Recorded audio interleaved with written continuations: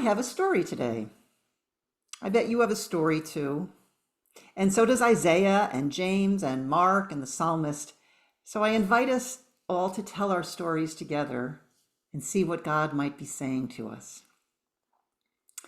My story happened 2 weeks ago when my son Jesse, my grandson Theo, and I and 3 other families were camping.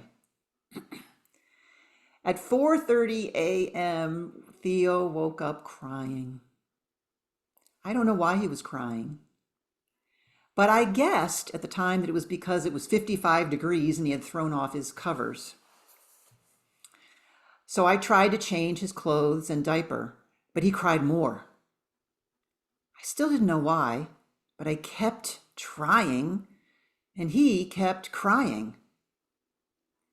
So Jesse was in the tent with us, and he calmly said to me, "He doesn't want what you're doing, so stop." So we put Theo, naked except for his wet diaper, in his car seat in the car and turned up the heat, and Theo calmed down. He had a snack and a drink. We read him books, and eventually we were able to put on his clothes and restart the day in peace. My eyes and ears and mind were closed, but Jesse's were open. In the first reading today, Isaiah speaks a word to those who are frightened, whose hearts are racing. I can relate, and says that eyes and ears will be opened. Eyes and ears will be opened. The psalmist says the same thing, and so does Jesus. Be opened, says Jesus. In the tent, my eyes and ears were focused on my perception of the problem, but Jesse was paying attention to Theo. In the gospel, Jesus pulls the afflicted person aside. Jesus pays attention to that one person in private and does not make assumptions.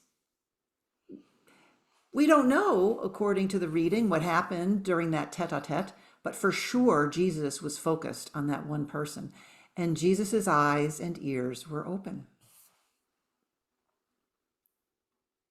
I think about our global situation. We live in a world that is so polarized that individuals, communities, countries, factions, religions, and races are focusing their eyes and ears on their own perceptions, unable or unwilling or ill-equipped to be open to the wants and worries, the limitations and longings of others.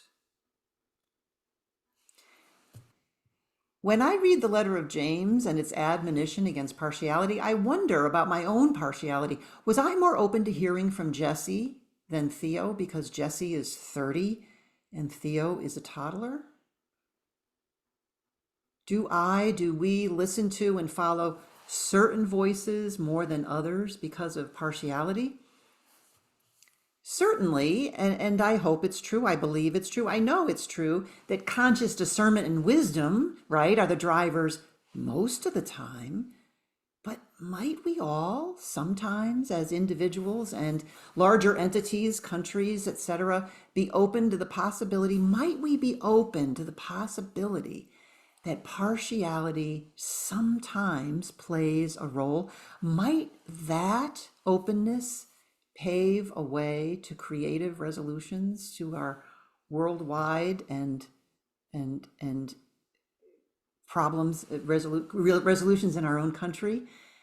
When we apply the lessons in today's readings to big things like climate change, war, racism, sexism, LGBTQism, poverty, and so many other conflicts, might there be openings to resolution? I pray that that is so. And then how about in our families?